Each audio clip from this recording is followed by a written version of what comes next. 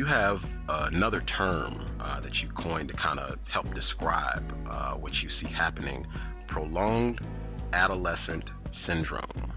What do you mean when you say prolonged adolescent syndrome? What was the name of the artist that you opened up with? Lil Wayne. And then we have Little John. We have artists named Little this, Little that. When the little people gonna grow up? We have artists named Young this, Young that. Stop me when I'm wrong. Young this, Young that. When the young gonna become old? We got rappers, entertainers named Boy this or Boy that. When the boys gonna become men? We have. Are you with me, Gus? Absolutely. In other words, you don't send a boy to do a what? Man's job. A man's job. So our community, we're celebrating people who refuse to be called man. Because a man is what? One of responsibility. See, subculture hip-hop only promotes irresponsibility. Talk to me, Gus. So, prolonged adolescent syndrome disorder is a media's vice to constantly promote the boy status or the non-threatening status of the black male who holds his penis and brags about a gun during a song but ain't gonna bust a grape towards white supremacy. Talk to me. Wow. So it works. It also works to produce xenophobic behavior amongst the non-people of color who are watching the program. So therefore, racism can continue because the fears have been stimulated and justified by the imagery.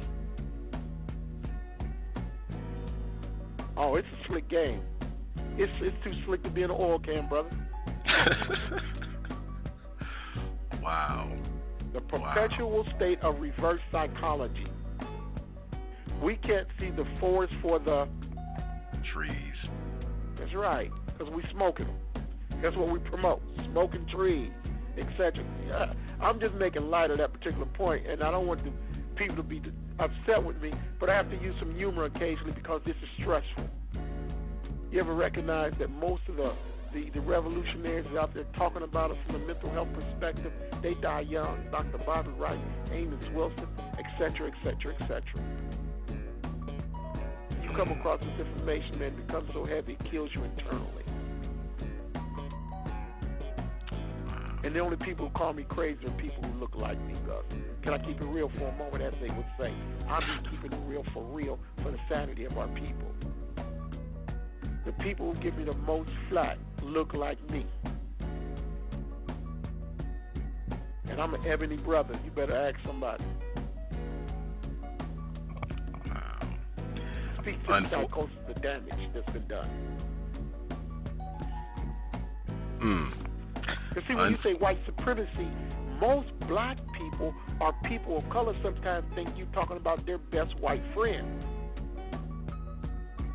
or their mate, or their in-laws, and you're talking about a system that they don't have to be directly involved in, but they can privilege from.